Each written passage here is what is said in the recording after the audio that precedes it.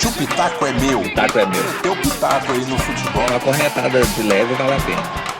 E aí, pitaqueiros, tudo bom com vocês? Bem-vindos aqui ao último vídeo da nossa série Pitaco do Torcedor. Se você ainda não assistiu os outros, a gente vai deixar um link aqui direto para a playlist com essa série de vídeos. São 5 vídeos.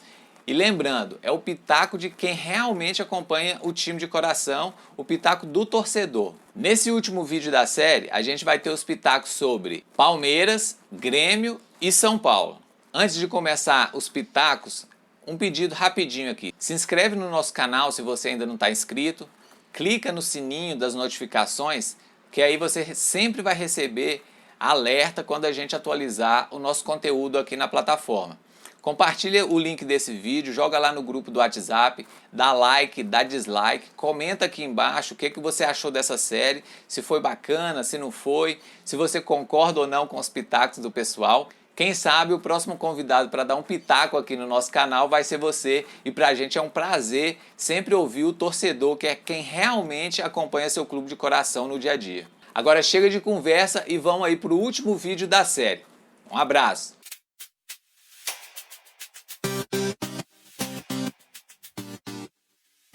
Fala galera do Pitaco é Meu, satisfação participar com vocês mais uma vez. Me chamo Anderson Leal, sou torcedor do Palmeiras. Venho aqui para falar um pouco sobre o primeiro turno, né, do Campeonato Brasileiro, as nossas expectativas pro Palmeiras, né? Com relação ao primeiro turno, a avaliação geral que eu faço, eu esperava mais do clube, esperava mais do time. A gente, em muitos momentos, a gente teve a oportunidade de ficar entre as cabeças, até de pegar a liderança. Infelizmente, algumas coisas não foram dando certo, algumas coisas foram, né, patinando. Então, a gente deixou escapar pontos preciosos ali que fatalmente nos dariam condição melhor ali na tabela, né? Bom, com relação ao título brasileiro, talvez é para buscar. A gente tem um jogo a menos contra o Vasco da Gama. Acredito até que era em casa, não sei, não me recordo. Mas a gente tem um jogo a menos contra o Vasco da Gama. De repente, esse novo técnico consegue encaixar um bom trabalho. E a gente tem condições sim de buscar o título pela estrutura que a gente tem, pelo material humano que a gente tem. O Palmeiras tem bons jogadores, cara. O Palmeiras tem alguns bons valores esses que subiram da base também, né? Então o Palmeiras está com um time até consistente após a saída do Luxemburgo, né? Luxemburgo esse que, assim, a gente acabou perdendo um pouco de tempo com ele porque o time não engrenou. O time praticamente não engrenou com ele. A gente teve alguns lampejos ali de bons jogos, mas muito pouco, né? Pro tamanho do time, pro tamanho do clube. Ele fez boas coisas, conseguiu ganhar um Campeonato Paulista em cima do nosso maior rival, do Corinthians, descobriu a molecada, como eu falei anteriormente. O Palmeiras está com uma base muito boa, bons valores mesmo. Gabriel Veron, o Wesley, grata surpresa o Wesley, Gabriel Menino, excelente jogador, tá jogando de lateral e tá dando um show ali pra gente. Quando ele não joga, a gente sente muito, inclusive, quando ele é convocado pela seleção. Você vê, é um garoto da base já convocado para a seleção. Ele tem muito potencial, muito bom o menino. O Luxemburgo fez coisas boas, né? Ele colocou o Zé Rafael de volante, coisa que nenhum treinador anterior fez. E o Zé Rafael tá rendendo bastante ao lado do Felipe Melo agora, desde a saída do Luxemburgo. Então ele fez coisas boas, mas no apanhado, né, no geral, pesa muito mais contra o estilo de jogo que ele, né, tentou introduzir do que propriamente essas ações que ele fez, essas ações pontuais que ele acabou fazendo, né? Com relação ao novo técnico, Abel Ferreira, eu não conheço muito seu trabalho. É europeu, né? Acredito que tem uma ideia de jogos diferente dos técnicos brasileiros, que infelizmente não vem rendendo muito, né? E só olhar para o começo da tabela do brasileiro, né? Os 4 ou 5 primeiros aí. A maioria, se não todos, tem técnicos estrangeiros. E o Palmeiras foi na onda, né? Simplesmente na onda. Tava meio perdido ali e acabou indo atrás desse rapaz. Eu não conheço, é um rapaz mesmo, tem 40 anos. Não é idoso, não é velho. Ele é cara novo, né? Então acredito que também tem ideias novas. Duvido muito que ele se sustente em caso de insucesso. Se os resultados não vierem, ele vai vai, no popular, vai sambar, né, como os outros sambaram. E, assim, vi toda a entrevista coletiva dele, fala muito bem, parece ter domínio da profissão, mas temos que ver agora, a gente tem que ver como é que ele vai postar esse time. Pelo menos ele viu o último jogo, o Palmeiras vem jogando bem desde a saída do Luxemburgo, né? O Cebola, que era o técnico interino, fez um trabalho razoável para bom. O time vem jogando muito bem. Ele, inclusive, disse que nem vai mexer nessa estrutura. Acho inteligente da parte dele, né? Viu que o time tá rendendo, já chegou aí, ganhou alguns jogos da Libertadores, viu um 3-0 em cima do Galo, um 3-0, né? Bem feito em cima do Galo. Então, acho que ele vai ser esperto se não mexer agora e fazer algumas alterações pontuais aí no decorrer da temporada. Então é isso, pessoal. Essas são as minhas opiniões sobre o Palmeiras. Fique com Deus e até mais. Abraço.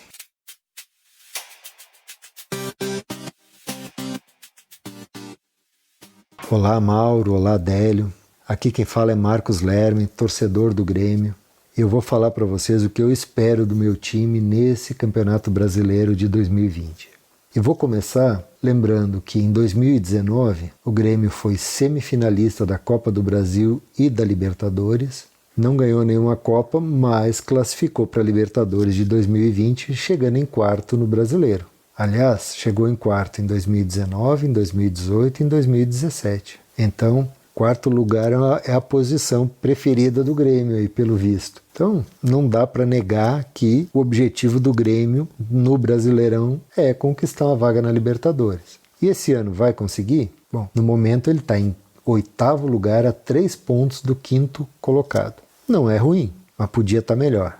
Porque o Grêmio tem uma estrutura muito boa, né, no clube, enquanto clube, tem uma direção que está atenta ao mercado, tenta repor, né, as deficiências da equipe. Aí chegou agora o Diego Turin, né, centroavante, a pedido do Renato. Então é uma diretoria que busca reforçar o time, sempre mantendo um equilíbrio financeiro. Isso tem sido uma tônica lá na direção do Grêmio, que é o equilíbrio financeiro, não gastar dinheiro à toa aí. Então, assim, as mudanças no elenco, elas são bem-vindas.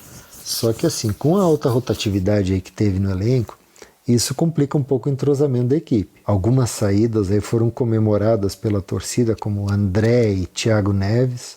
A saída do Everton, ela chegou a ser lamentada pela torcida, mas com o PP entrando e decidindo jogos, fazendo gol, o Everton não está nem... a torcida não chora de saudades pelo Everton, não. O problema é quando o PP não joga, né? Que aí nós não temos. Antes saía, o Everton não jogava, entrava o PP e resolvia. Agora não joga o PP, a gente não tem alguém pronto lá naquele lado esquerdo para jogar. A gente tinha um problema muito grande nas laterais, né? O Cortez criticado, na lateral direita o Leonardo lesionou, o Léo Moura saiu.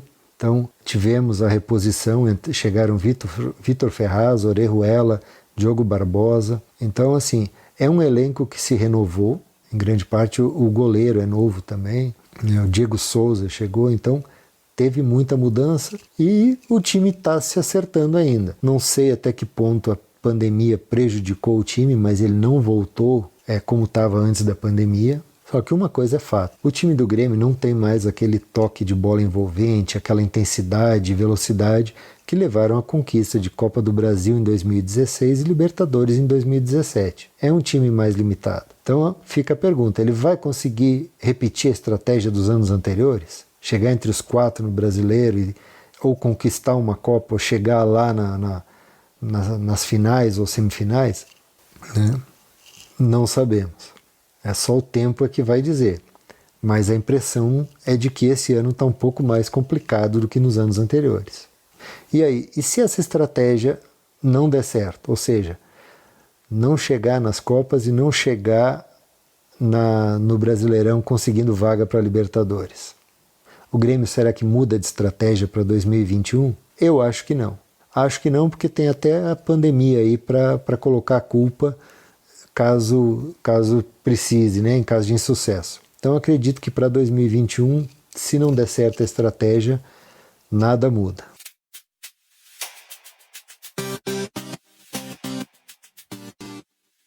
Fala galera, eu sou Felipe Dourado, jornalista e torcedor do São Paulo Futebol Clube e hoje o Pitaco é meu.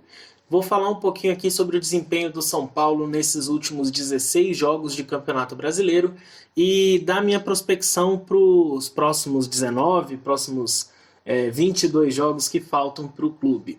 O São Paulo com 63% de aproveitamento é a equipe com o melhor aproveitamento do Campeonato Brasileiro, sendo 8 vitórias, 6 empates e 2 derrotas apenas. É uma das melhores defesas do campeonato, com 14 gols sofridos e 24 gols marcados. O São Paulo do Campeonato Brasileiro tem se mostrado aí um clube muito diferente, um time muito diferente do que a gente assistiu nas outras competições em que o São Paulo disputou, principalmente Libertadores e Sul-Americana, 2 últimos campeonatos em que o São Paulo foi eliminado. A gente percebe que o desempenho da equipe no Campeonato Brasileiro tem um contraste muito grande, né, muito antagônico em relação ao desempenho da equipe no ano de 2020. Apesar disso, 63% de aproveitamento no Brasileiro é quase igual ao aproveitamento que o São Paulo teve nos 3 anos em que foi campeão, 2006, 2007 e 2008, onde o São Paulo teve, em média, 66% de aproveitamento. São apenas 3% que separam o São Paulo de 2020 para esses 3 anos. E a gente percebe também que faltam 3 jogos, né? E se o São Paulo vencer pelo menos 2 desses três jogos, o São Paulo já é o líder e campeão do turno por conta desses 3 jogos que restam. São 3 jogos com times fracos, assim, times abaixo dos 10 colocados da tabela. Então a chance do São Paulo se tornar campeão do campeonato no primeiro turno é grande.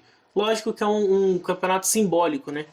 E o São Paulo tem aí a dificuldade de vencer campeonatos desde 2012, ano que foi o último campeonato do São Paulo, e então a gente, como torcedor, fica um pouco preocupado aí, um pouco na torcida e ansioso por esse resultado.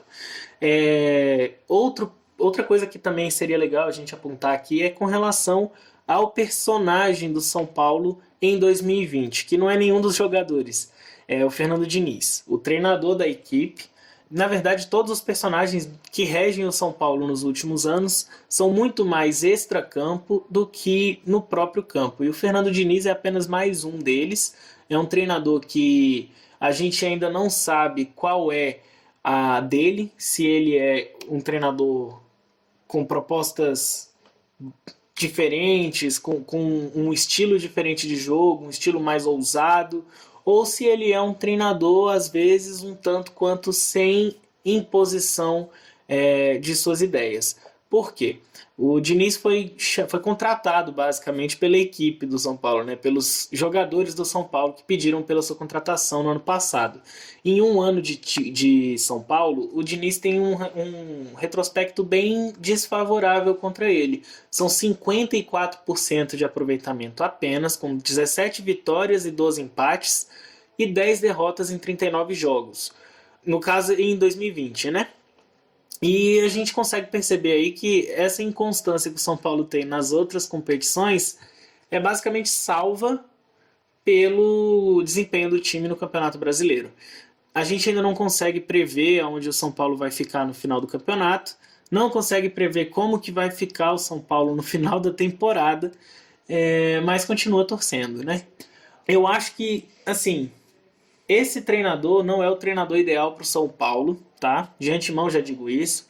Existem outros treinadores que têm um estilo mais convincente, um poder de voz mais decisente, mais incisivo.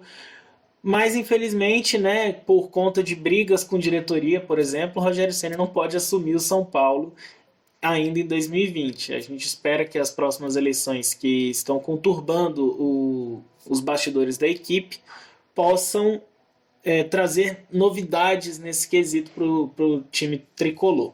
Quanto ao Diniz ajustar suas convicções para tornar o São Paulo mais competitivo, eu acredito que sim e que não, sabem? O São Paulo, ele no Campeonato Brasileiro tem tem feito boas partidas, ganhado contra times acima dos 10 primeiros colocados, mas o desempenho do São Paulo, quando pega equipes medianas, de meio de tabela e abaixo, o São Paulo tem tido dificuldade de vencer. Eu tinha um dado muito legal aqui com relação aos 6 empates que o Tricolor sofreu. Desses 6 empates, o São Paulo saiu na frente em 4 oportunidades.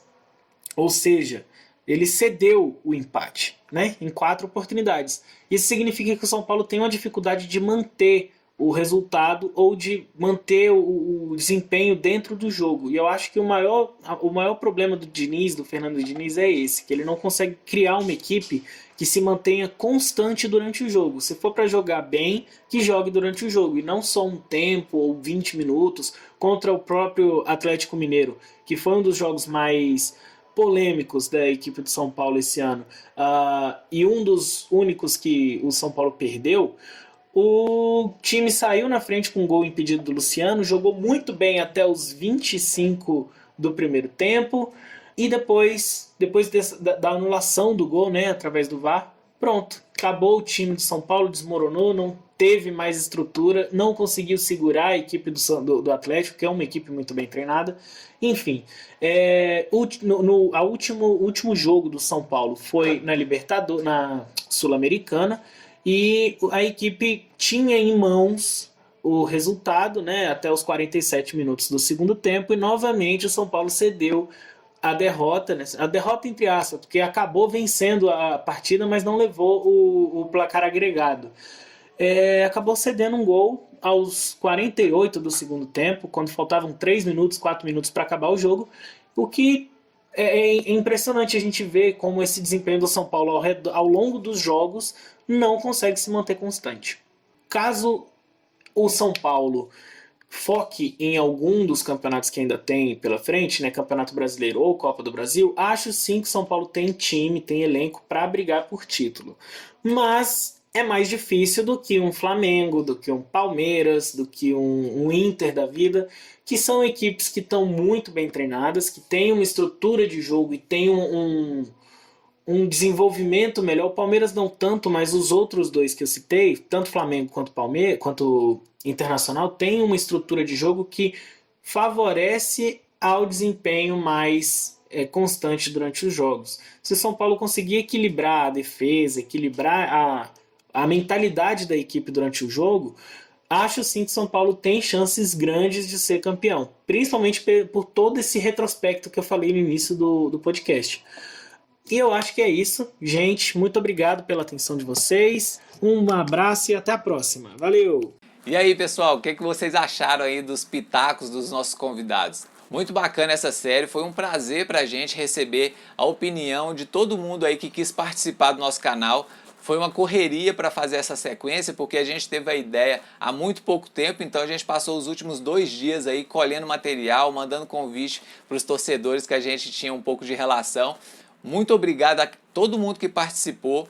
Foi um prazer pra gente ter a opinião de vocês aqui. A gente fez com muito carinho essa sequência. Espero que vocês curtam. Se você quiser participar do próximo vídeo aí que a gente interagir com os torcedores, pode deixar seu contato aqui nos comentários, não tem problemas nenhum. Pra gente vai ser uma honra e um prazer compartilhar a sua paixão pelo seu clube de coração. Tranquilo? Valeu, gente. Muito obrigadão. Dá um like aqui no vídeo só pra dar aquela força. E até a próxima.